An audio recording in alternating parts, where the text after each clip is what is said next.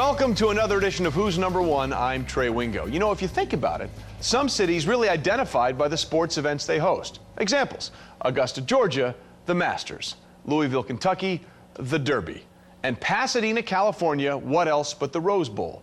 Or as they like to say with pardonable pride, the granddaddy of them all. Having held so many, choosing the best, not an easy task. But ESPN Classic whittled it down to these, the 20 best Rose Bowls of all time. 2020. Blocked it. Huskies have it. Dana Hall. Touchdown. 1991, Iowa against Washington. It had broken the mold of a lot of Rose Bowls, which had been more close to the vest. Here he goes again. It's touchdown. It sort of introduced the idea that it's more a matter of scoring more than your opponent than keeping the other guy from scoring. End zone. Touchdown, Huskies. It was drag racing. In the highest scoring Rose Bowl ever, Washington's do-everything quarterback Mark Brunell passed for 2 touchdowns and ran for 2 more. Brunell wants to run it. Does. Has a first down. Has a touchdown. I turned it off in the third quarter. I just said, oh, this is over. I mean, this is preposterous. You really have to credit Iowa for making a game of this. They were down 33-7 at half, and they came back and scored 3 times in the fourth quarter. Bell again. Got a hold. Going to score. Touchdown, Hawkeyes. And somebody called me with about 10 minutes to go and told me what the score was. And I just said, you're full of crap. Iowa recovered 2 onside kicks. The Iowa man leaned over and caught it as he fell out of bounds. Unbelievable. Rogers got a man coming down the pipe. The Hawkeyes exploded for 20 points in the fourth quarter, but still lost 46-34. I mean, it was a great game. 2 teams who matched up really well against each other. That particular Washington team was one of a number that Don James had that were terrific, but that was by far the best. 1972, Stanford against Michigan. Another behemoth Big Ten team, undefeated Michigan comes in. Stanford. Although much smaller, Stanford's defense played in a fury and trailed the unbeaten Wolverines only 3-0 at the break. As the day went on, Michigan got more and more frustrated because all the things that had worked for them all year long weren't working. Stanford had the very romantically named Thunder Chicken defense. They were smaller than the Michigan offensive line. They should have been dominated physically, but they were so quick. Stanford in that second half, after doing nothing in the first half, suddenly got everything going. Down 12-10 with just more than 3 minutes to go, Don Bunce drove Stanford within striking distance and left it up to Rod Garcia with 16 seconds on the clock. There was concern. There was a lot of pressure on this game. He had a real bad game against San Jose State. I guess he missed 5 field goals. But Garcia drilled the 31-yarder, and Michigan was no longer undefeated. It was one of those rare days where David beat Goliath. 18. In the late 50s, the game was heavily skewed in favor of the Big Ten. And it got to the point where the Big Ten was almost expected to win. 1954, Michigan State against UCLA. It was one of the few times in the early going that the Western school showed some teeth. You're not going to whip us up and down the road like you've been doing. Unawed, UCLA took a 14-0 lead behind Paul Cameron. But just before halftime, Michigan State's Ellis Duckett blocked a punt and ran it in for a score. Spartans coach Biggie Munn resorted to psychology. He walked in the locker room at halftime, picked up a note out of his pocket and said, "Off the floor in 54." And that was the rallying call for the whole second half. The clinching play came with 5 minutes left when Billy Wells returned to punt 62 yards for the touchdown that secured Michigan State's 28-20 win. The national championship is simply a headline in the paper and a handshake, whereas the Rose Bowl is a trip to California, visiting Hollywood, seeing all the celebrities. I mean, it was just an eye-opener. First year in the conference, to go out and win the Rose Bowl. A lot of Michigan State fans said, hey, this is easy. 17.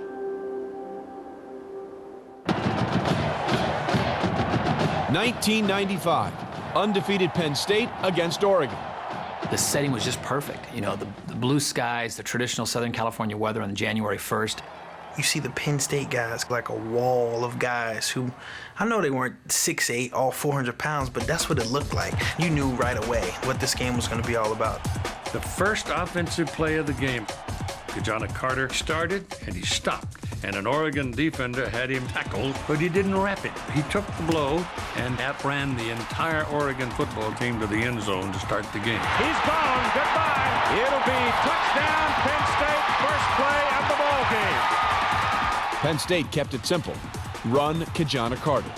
Then run him some more in Coach Joe Paterno's first ever Rose Bowl.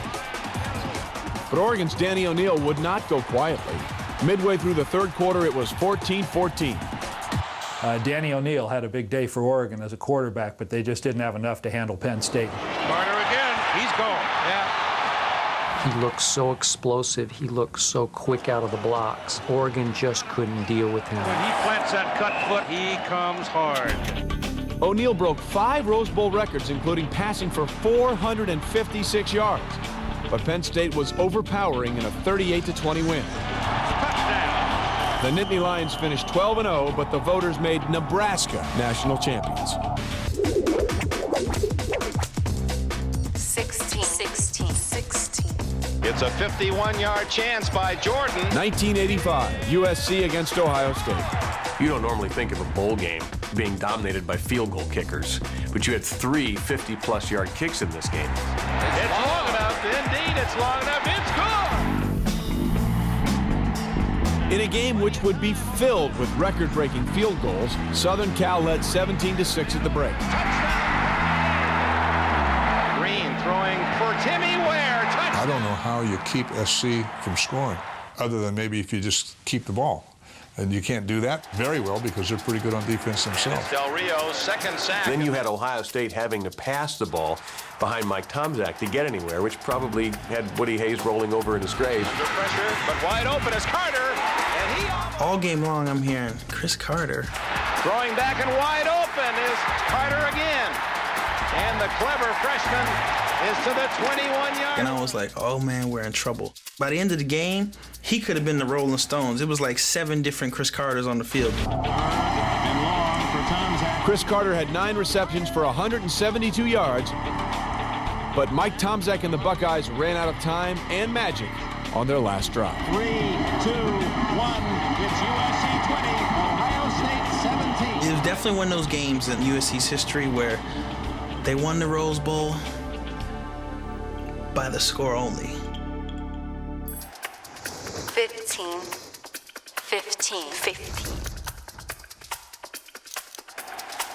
Ohio State was expected to get ahead early and stay there.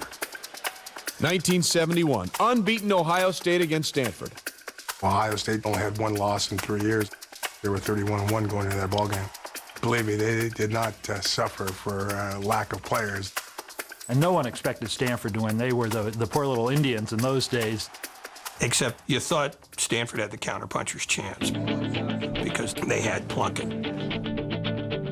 His first pass in the Rose Bowl was for a touchdown, but it was called back by a penalty. Undeterred, Jim Plunkett led Stanford to a 10-0 lead before Ohio State punched in 2 touchdowns to take a 14-10 halftime lead. Ohio State had an option offense that just ran over everybody, with Rex Kern leading the way and John Brockington and Leo Hayden to hand off to if he didn't keep the ball himself. They didn't throw the ball much. They were just the opposite of us, but they could sure run the heck out of it.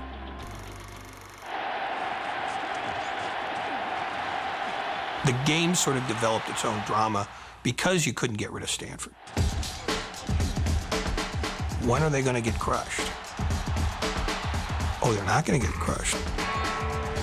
We felt in order to beat them, we'd have to get the ball, in the seams, over their head, keep them off balance. I just remember them hanging around and not getting run out of the building. Up 17-13 in the fourth, Ohio State went for it on 4th and 1 at the Stanford 19. They didn't get it. And then Heisman Trophy winner Plunkett drove his team to a pair of touchdowns and a 27-17 win. Jim Plunkett was a big winner. Jim Plunkett knew how to pull things off. I just think they underestimated the heart of that guy. And it cost Woody Hayes and the Buckeyes a national championship. That's why we went to Stanford. We wanted to put Stanford back on the football map, so to speak, and I couldn't be more proud of a group of guys. I think they played over their heads. If we had played Ohio State 10 times, they probably would have won 9. But that particular day, we weren't to be denied. 14. 2nd and 10. Long throw to Ryson, and he's open. When I get old and my kids get older and they say, you know, Dad, did you used to play football? You know, I can just pull out that tape and show them, like, yeah, I actually did play. 1988, Michigan State against USC. Everything we did was based on very conservative football. In that game, we threw the ball 7 times, probably 6 too many. There was no doubt how you stopped Michigan State. The question was, could you do it? And for the Spartans, the question was how to stop Rodney Peete, who passed for 2 scores. Throwing deep for Henry. Touchdown. Not only could he throw the football, it was like having another running back in the backfield. The Spartans answered with their own stars, Lorenzo White and Andre Rison. USC had a huge edge in yardage, but Michigan State just had something going for them that day. With the game tied at 17 in the 4th, quarterback Bobby McAllister improvised on 3rd down to keep a Michigan State drive alive. McAllister. They had a really good pursuing defense. I mean, really good, and I can hear these guys breathing on me. I got to make something happen here. McAllister throwing to Rison, and caught. Leaping in the air as he's going out of bounds. That sets up the field goal by John Langlow. Michigan State goes ahead 20-17. Michigan State leads. And now here come the Trojans. Peete had just 4 minutes for the comeback. Rodney Peete underneath to his tight end. The Spartans' 20-17 win ended a 2-for-18 stretch of futility for the Big Ten. We wasn't just happy about just making an appearance in the Rose Bowl. We wanted to win. The Big Ten has come to Pasadena and will go home a winner. And that's something that I'll cherish for the rest of my life. 13. 2nd and goal. Marinovich missed the handoff, keeps it himself, and scores the touchdown. He was the robo quarterback. He was the guy who had never had a hamburger or a donut or a chocolate chip cookie. He's been trained his whole life to get to that point in his career, and there was so much anticipation of how is he going to do. Was his dad right in pushing him as hard as he did and putting him through the regiments that he did, or is this kid going to implode on national television? He steps away from pursuit and takes off. 1990, USC against Michigan. Bo Schembechler, in his final game as coach, found his Michigan team down by a touchdown to USC in the 3rd quarter. And he scored. Touchdown, Michigan. 4:05 to go in the 3rd quarter, and we're all even. And I think his teams played extremely tight and were never comfortable in the paradise-like setting that was the hills of Pasadena and the Rose Bowl. Schembechler lost for the 8th time in 10 Pasadena trips when Ricky Irvin's 14-yard touchdown run with 1 minute and 10 seconds left gave Southern Cal a 17-10 triumph. I'll never forget the image of Bo Schembechler running off into the locker room, waving off all interviews. Coach. I think it bothered him. 12. 1966 Michigan State team were national title contenders with Duffy Doherty at command. And Duffy had a carload of hammer throwers. I mean, he had some big guys. 1966 Michigan State against UCLA. Jim Murray, great columnist for the LA Times, said this game is not even fit to be played. These giants from East Lansing against these poor little California guys. I remember coming on the field and seeing those baby blue jerseys and thinking, what is this? But the unbeaten Spartans looked flummoxed by UCLA, a team they'd beaten in the season opener. Michigan State fumbled a punt and allowed 2 Gary Beban touchdowns.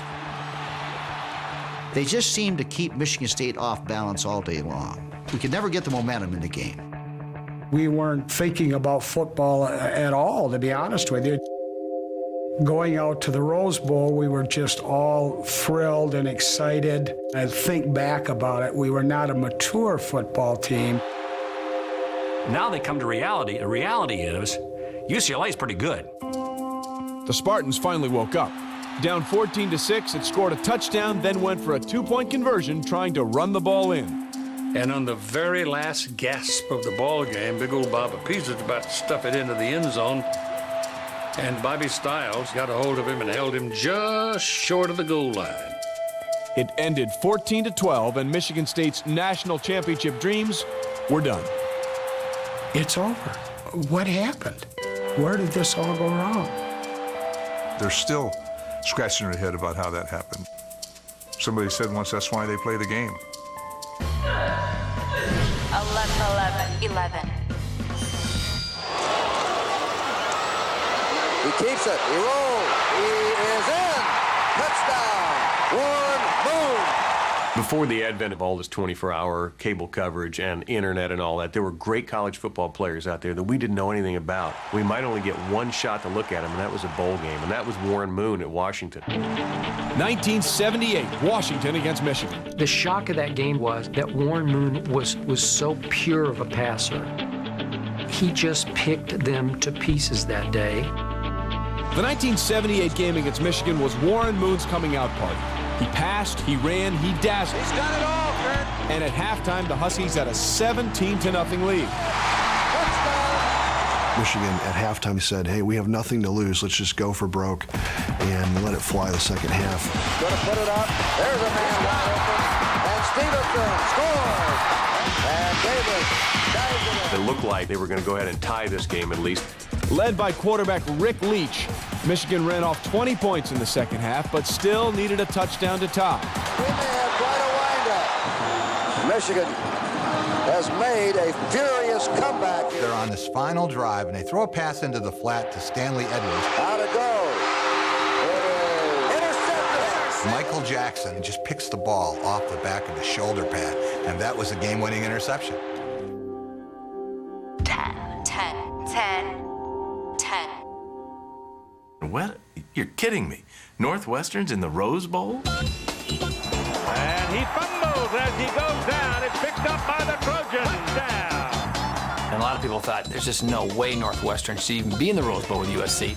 Having Northwestern there, after they had not been to that bowl game and not been to any bowl game for quite some time, makes that Rose Bowl very exciting. Darnell Autry, and he's working down the corner. Touchdown. A lot like the Mets when they won the World Series the first time. This was a team that seemed to be a team of destiny. 1996, USC against Northwestern. We were blowing Northwestern out at halftime, and I think we were up by 2 touchdowns. He wants to go big with it. Down the middle of the field for Dwayne Bates, and he caught it. And they were catching up to us as we were celebrating in the third quarter. And it's Darnell Autry. Darnell Autry's third touchdown gave Northwestern a 32-31 lead early in the fourth quarter. But the Wildcats had no answer for Keyshawn Johnson and his 12 catches for a Rose Bowl record 216 yards. I went to Coach Robinson, if you want to win this football game, got to put the ball in my hands. Johnson has it. Keyshawn Johnson will get him marked. They couldn't control him, they couldn't double him, they couldn't triple him. He just ripped the game out of midair. Ball ain't heavy. With Northwestern trailing by 2, an interception return of 41 yards by Jesse Davis set up DeLon Washington's touchdown, sealing USC's 41-32 win. I wanted to win that game like no game I've ever wanted to win. And when we didn't, it was a letdown. It was a big hurt. Washington over the top. It was one of those games that as a coach you think about a lot. 9. 1925, Notre Dame against Stanford.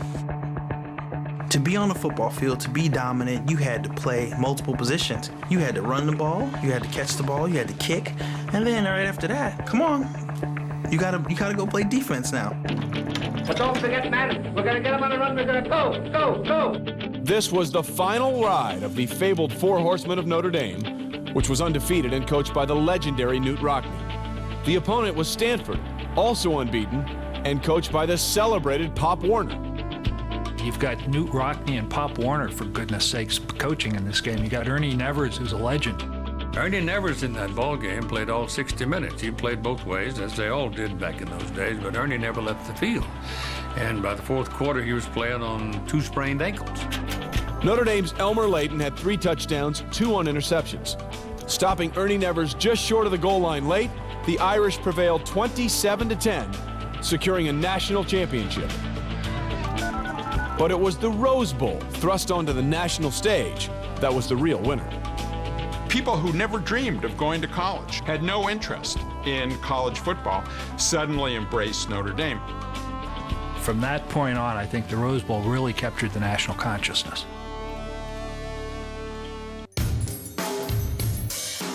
Eight. Hayden. Here's a rollout. Right down the middle to Obradovic. He got him at the 20. That game had star power, Hollywood star power, and firepower.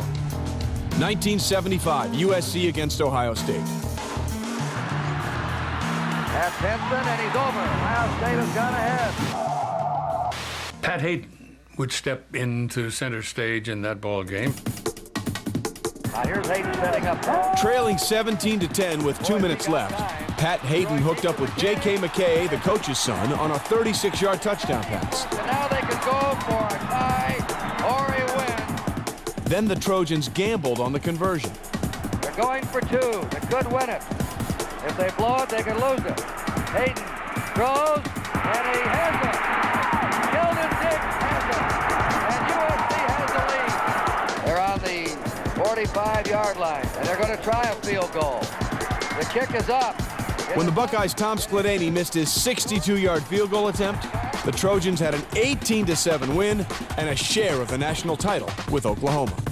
There's a pattern here in the 70s, Big Ten fans, and I'm sorry to tell you that it was another national championship lost on the turf in Pasadena. 7. 1993, Michigan against Washington. This Rose Bowl was really prototypical of what the 2 conferences represented. You had the Pac-10, which was the finesse, the wide open offense, the passing. And with Mark Brunell pulling the trigger, it was like, it's going to be an aerial assault. Going against Michigan, who would just pound and pound and pound. 3rd and goal. Washington was gunning for a 3rd straight Rose Bowl win, but undefeated Michigan rode to an early 17-7 lead on the pounding runs of Tyrone Wheatley, who'd finished with 235 yards and 3 scores. Tyrone Wheatley dominated the running game all day long. This is a game where I want to watch this guy and see if he's the real deal. Here's Wheatley. Hole on the left side. Wheatley for a first down. He was a big back with speed, and at the end of the day, I think he wore him down. But it was Mark Brunell who brought Washington back into the lead. However, late in the 3rd quarter, Michigan's defense would come up big. Fumble! Michigan indicating they've got it. And on the play after that, now it's Wheatley. Wheatley breaks the first tackle. For a 5, touchdown, Michigan! with 5.5 minutes left in a tie game, Michigan's Elvis Gerbach's 15-yard touchdown pass to Tony McGee gave the Wolverines a 38-31 win. Brunell just kept putting up the air, and Michigan kept coming back with the running game, and in the long run, it was the running game that won out. 6. This ball goes to the outside, and on the way, it's Ron Dane. The best guy can travel. It's touchdown. Ron Dane just battering rammed UCLA that day. 1999, Wisconsin versus UCLA. UCLA had a great defense that year, but they'd never faced anything quite like what they got in Ron Dane in Pasadena on that day. Ron Dane's an 18-wheeler going around the corner. From the 35 for the Bruins. Cade McNown and the high-powered UCLA offense fired back and took a 21-14 lead in the second quarter. Let's it go, and he's got a man wide open, Julian Price. And Price is on his way, touchdown. But the Ron Dane train kept on steaming. He would rush for 246 yards and 4 touchdowns. There was a sense Wisconsin was sneaking their way through the Big Ten and making it to the Rose Bowl, and a lot of people thought when they went out there and were going to play UCLA, it was not going to be pretty. I mean, everybody talks about Michigan and Ohio State, and everybody forgot about the Badgers. Look at that. The lightly regarded Badgers clinched the game in the fourth quarter when freshman Jamar Fletcher returned an interception 46 yards for a touchdown, extending Wisconsin's lead to 10 en route to a 38-31 win. The game heralded the fact that Wisconsin had arrived, would be a consistent champion, would be a team that would be consistently in the hunt for it. Coach Barry Alvarez just kind of turned into a recruiting trip. Well, we'll be out there every January 1st, put on our show, and maybe we'll pick up a few recruits along the way. 5-5-5. I was mesmerized by that game. That was one where I couldn't take my eyes off it. Young keeps it. He faked everybody, me and the defense. And it was the type of game no one predicted. In fact, I'm pretty sure this game might not have actually been played by humans. I think it was a video game. 2005, Michigan versus Texas. There was a lot of controversy coming into that game. You know, Cal should have been in the BCS. You know, Cal had this tremendous year. It's the Rose Bowl. Traditionally, Big Ten, Pac-10. Quarterback draw, Young, inside the 15, far side, touchdown! But from the opening kickoff, Texas showed that they belonged. And he back throwing. Going deep. Edwards is down there. And touchdown. And I knew the kind of talent that Braylon Edwards had. I knew he could take over games because I'd watched him do it all year. He's throwing again. Better hurry. Gets it off into the end zone. Edwards would make the unthinkable play, and then Texas would answer. Michigan, as good a football team as they were, could not stop Vince Young, the Texas quarterback. Young up the hash. Vince Young was a one-man wrecking crew for the Longhorns. The sophomore threw for one touchdown and rushed for 4 more, while piling up 372 yards. He just put on a show the likes of which I have never seen. An electrifying play by an electrifying player. And he throws to the end zone. Touchdown! There was 3 ties, 5 lead changes, offensive football back and forth. Vince Young had a career in one game. You could make a movie of that. The runs inside the 5. Outside! Touchdown! Unbelievable! With just more than 6 minutes left, Michigan kicker Garrett Rivas extended the Wolverines' lead to 34-28. And even when it looked like, oh, Texas has finally run out of bullets, here comes Vince Young again. He's going to run it. He's across the 20, inside the 15. Here he goes again. Touchdown! But the Wolverines scrap back and Rivas drilled a 42-yarder for a 37-35 Michigan lead. But the Longhorns weren't done either, driving deep enough to give Dusty Mangum a 37-yard attempt on the game's final play. Snap down, kick up. It is long enough. It is good! Good! Texas wins an amazing Rose Bowl!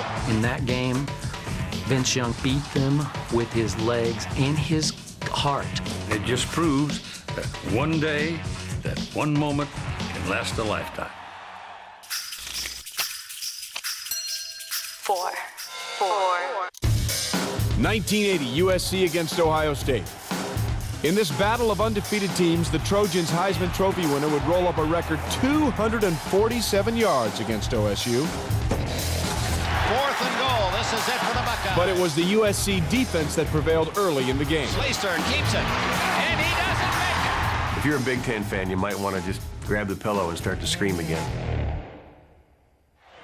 Schleister play action, looking deep. He has Williams. Art Schleister passed the Buckeyes into a 16-10 lead. USC had 83 yards to go and 5.5 minutes to do it in. Now, in this day and age, you would probably drop back and start throwing the ball. But John Robinson didn't do that. Charlie's running like he can sing to this one. He just started handing the ball off. 45-40. Charles White left, Charles White right. He's all the way to the 20. On that drive, he single-handedly won the game for USC. White accounted for 70 yards in that drive, and Eric Hipp's extra point kick gave the Trojans a 17-16 win and deprived Ohio State of a national championship. It was a great football game, and I don't know what they charged to get in this damn place, but it's worth it. 3. Second down, pump fake Plummer, now goes end zone. Great catch, touchdown! 1997, unbeaten Arizona State versus Ohio State. Arizona State, almost unstoppable, on their way to winning a national championship. And they get there and they run into a team like Ohio State with Boston and Jermaine. Jake the Snake Plummer should have no problem with it. But Ohio State, usually known for its running attack, had a new weapon that year, a passing game. Backup quarterback Joe Germain's touchdown pass in the third quarter gave the Buckeyes a 14-10 lead. 72-yard touchdown. It looked like Ohio State had killed them and killed the team's prospects for a victory. Plummer. The Sun Devils rallied late, and when Plummer scored on an 11-yard run, Arizona State had regained the lead at 17-14. Team won't die. A minute 40 to go. Arizona State was going to win the national title. The Buckeyes have only one timeout left at 1:33. Joe Germain is not going to be taking Ohio State against a national championship defense down the field. Got it to Stanley. That's a first down. Well, they're moving, but Germain got him again. they're down to the 20, but Joe Germain's not going to. Germain gonna throw it wide open. Got him. Oh, yes, he is. Ohio State wins 20-17. When it counted, Joe Germain stepped up and showed the leadership that made the difference. That's what big games are all about. That was good stuff, you know. I mean, that's what the Rose Bowl is all about. Two. 1963, #1 USC versus #2 Wisconsin. The 1963 game is a book all by itself. Ron Vanderkellen and Pete Bethard hooked up, and the dadgumdest gunfight you've ever seen in your life. Just mano a mano, wide open, throwing it every down in a way I don't think we'd ever seen before. Nobody threw for 400 yards in 1963. There were teams probably didn't throw the ball 400 yards in a season. This was the first matchup in a bowl game between #1 and #2. John McKay's Trojans built a 42-14 lead, sparked by Pete Bethard's 4 touchdown passes. But Wisconsin was rallied by Ron Vanderkellen, who would throw for 401 yards. It was kind of a murky, gray day. The haze was coming down off the San Gabriels, and the footing wasn't all it could have been. They didn't have any lights. And as the game got darker, Wisconsin kept coming and scored and scored and scored. Ron Vanderkellen brought Wisconsin back. Momentum. USC had allowed 55 points in 10 games. And these guys scored 23 in one quarter. When Vanderkellen hooked up with Pat Richter late in the fourth quarter, the Badgers were down 42-37. But USC held on and won the national championship. The clock just ran out on Wisconsin. If Vanderkellen had another chance, we might be talking about the greatest bowl game ever. Welcome back to Who's #1 and the 20 best Rose Bowls of all time. Here's the list so far. 1991, Washington 46, Iowa 34. 1972, Stanford 13, Michigan 12. 1954, Michigan State 28, UCLA 20. 1995, Penn State 38, Oregon 20. 1985, USC 20, Ohio State 17. 1971, Stanford 27, Ohio State 17. 1988, Michigan State 20, USC 17. 1990, USC 17, Michigan 10. 1966, UCLA 14, Michigan State 12. 1978, Washington 27, Michigan 20. 1996, USC 41, Northwestern 32. 1925, Notre Dame 27, Stanford 10. 1975, USC 18, Ohio State 17. 1993, Michigan 38, Washington 31. 1999, Wisconsin 38, UCLA 31. 2005, Texas 38, Michigan 37. 1980, USC 17, Ohio State 16. 1997, Ohio State 20, Arizona State 17. 1963, USC 42, Wisconsin 37. And now the last pedal falls. Here it is, number 1. 1.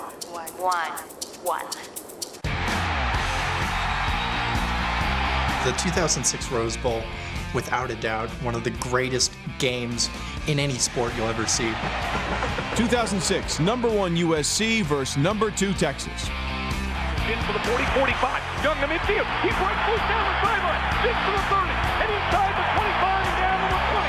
That game transcended college football because here was USC coming off the 2 straight national championships. If they beat Texas, they are the greatest college football team of all time. Entering the game, USC and Texas held the 2 longest active win streaks at 34 and 19 respectively. The Trojans featured back-to-back Heisman Trophy winners Matt Leinart and Reggie Bush, while the Longhorns had the 2005 runner-up Vince Young. We definitely felt like, if we came out and played like we knew how, we were going to blow this team away. Instead, the first half was a whirlwind of turnovers and controversial plays as Texas led 16-10 at the break.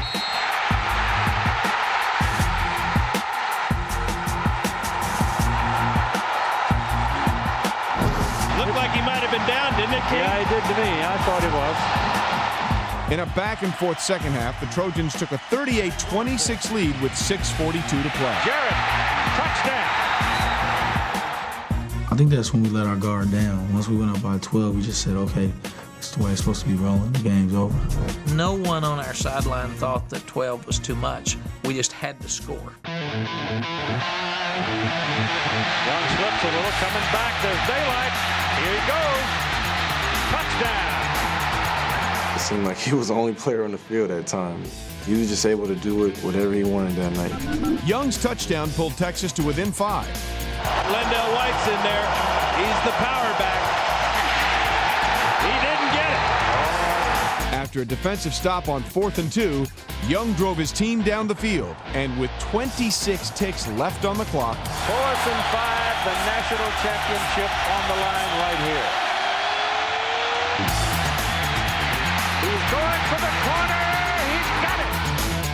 I think we underestimated not what Texas can do, but I think we underestimated what Vince Young can do. Texas has defeated Southern California 41-38. the MVP ended the game with 267 yards passing, 200 yards rushing, and 3 scores. I think Texas deserved it. Hands down, they beat us fair and square, and Vince Young single-handedly beat us. I wanted to do my best and my will to give it all I got for my teammates and my coaches and fans to get a victory. You want to call it athletic, you want to call it great quarterbacking, call it whatever you want to call it. The guy played one of the best games anybody has ever played in the history of the game. Among the many reasons the Rose Bowl is revered is because it's withstood the onslaught of time and change. It has defied age. Here are resident second guessers to rate ESPN Classic's ranking of the 20 best Rose Bowls of all time. Gentlemen, what do you say? Okay, today's topic is the best Rose Bowl game ever. And somehow we can't quibble with this list. At least I can't. Number 1, Texas over USC. Very untraditional Rose Bowl. It's not Pac-10 versus Big Ten. The game was played on January 4th at night for the BCS Championship. But it featured, I think, what you said at the time, the single best. The single best individual performance in a big game ever by Vince Young against Southern California.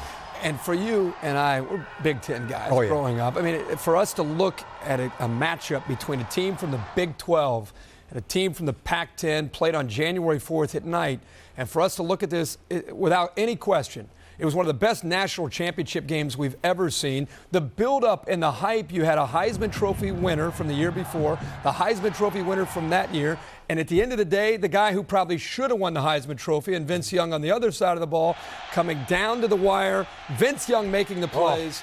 That was one of the most exciting games I've ever watched. I'm going to tell you one you guys didn't see. 1963, USC played Wisconsin. You guys don't remember. The score was 42-37. The reason why this game is so important to me, the game, I promise you, was ending in the dark. And the Rose Bowl at that time had no lights. Oh my! The game was almost called at the end of the game because there was no lights at the Rose Bowl. Remember that one. That's a great one. That is an outstanding one. Going back to yesteryear for me, 1979 season for USC and Ohio State. Outstanding for both teams. They matched up in the Rose Bowl, and it was a close game, the 1980 Rose Bowl. USC ends up winning. Charles White has a great game, and the Trojans knock off the undefeated Buckeyes led by the sophomore Art Schlichter.